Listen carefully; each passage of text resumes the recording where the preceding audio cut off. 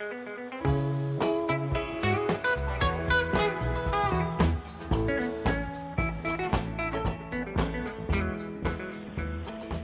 to Utah's Fly Corner. I'm Johnny Utah. I'm going to show you how to tie what I call my ready to pop nymphs.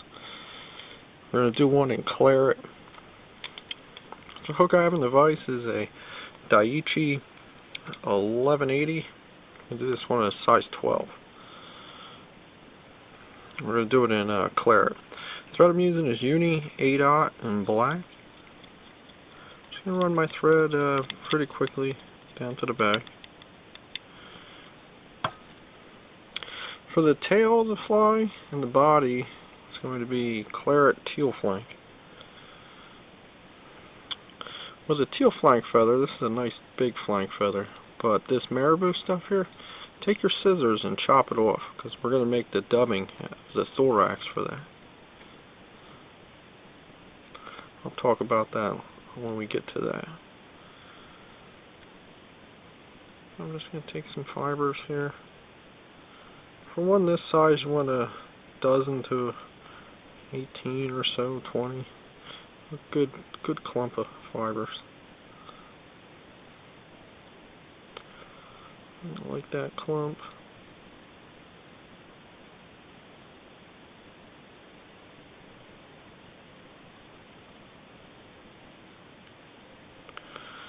Pull them out 90 degrees from the feather.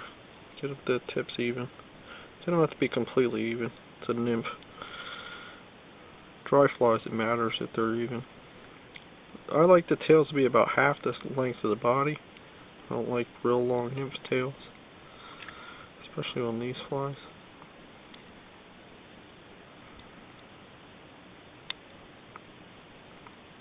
Just turn it on, a couple tight turns.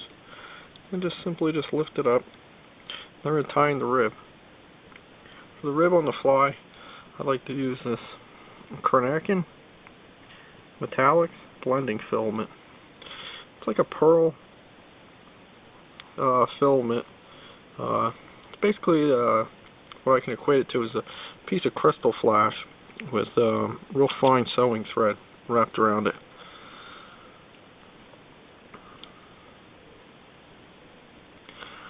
Going to offer that up to the underside, so when I bring my loose turn over, it pushes it right up. Just going to make sure it's in the back here. I want to make sure it's on the far side of the hook. Wrap back over your teal a little bit. And then run the thread up.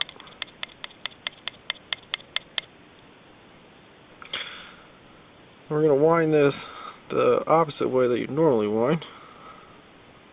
We're going to wind it towards ourselves instead of away, because what we're going to do with it is counter rib it then with the crystal, with the flash. And just wind it up, touch and turns. You can overlap a little bit to make it taper.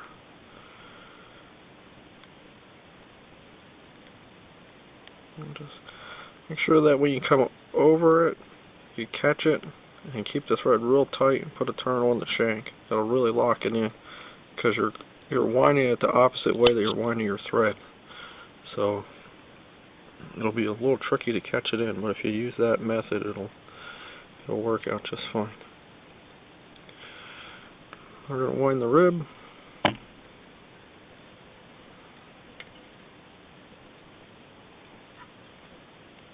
Fairly close turns.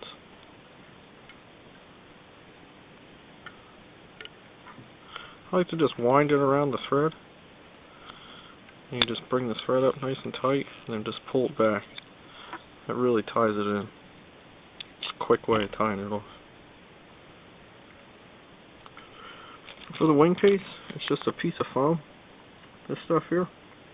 Havazot foam in black. Nymphs, their wing cases get really dark when they're ready to hatch or ready to pop. But I just cut myself a sliver.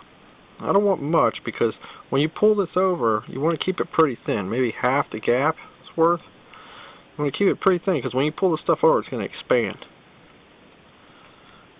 I'm just going to offer it up. Now, if you're using 8/0 thread with this foam, you got to be gentle when you first start to tie it on. Nice gentle wraps, and then you're going to come back tight. That way you don't chop off the foam. You can use a flatter thread, like I'm using Uni, like I said. You could use UTC. It would make it a little easier, but I'm going to show you a little trick here to get it back even further and not cut the foam with the fine thread.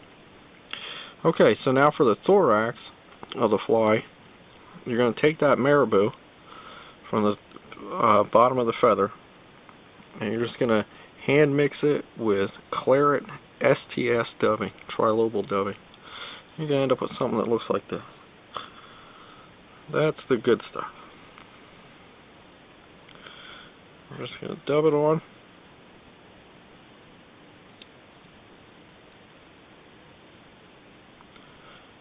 A pretty good sized thorax on them.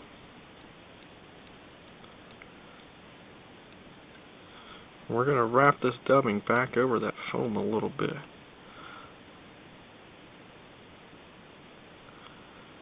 That's the trick to getting the foam tied in back further without cutting it with the fine thread.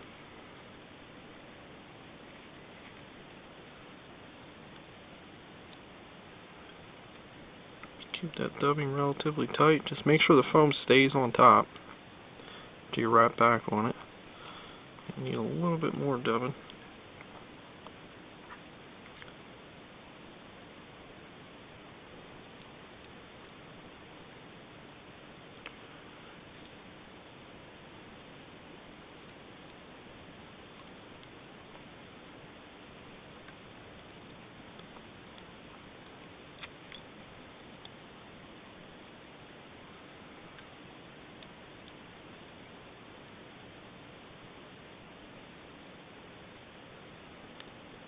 Just make sure you leave yourself plenty of room to tie down the foam.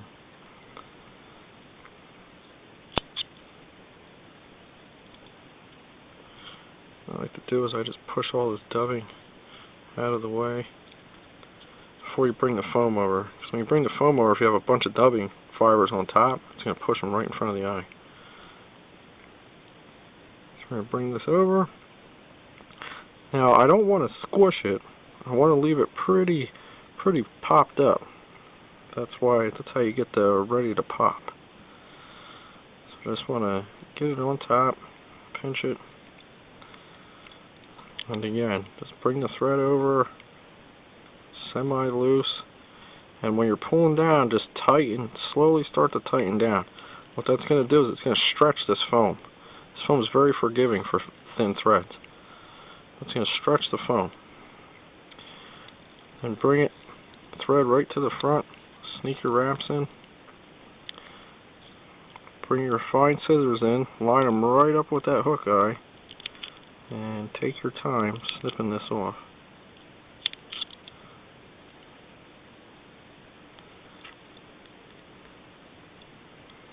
Just make sure you get your dubbing out of the way as you wind your head.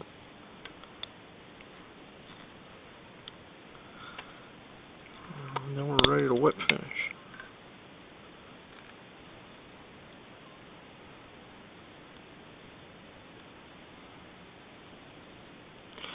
This fly, I primarily fish it behind a dry fly because it'll tend to sit real low in the film and even just a bit below the film. And you can even put these on the bottom and they'll catch fish. You get good results with the fly when, especially when bugs are just starting to hatch. They're out early and a hatch is looming. You'll do quite well with these nymphs. But to get it even a little more buggy, you can bring your scissor points in and just snip away right down the middle. That's a little trick with any dubbing to get good nymphy legs on going out the sides of the nymph.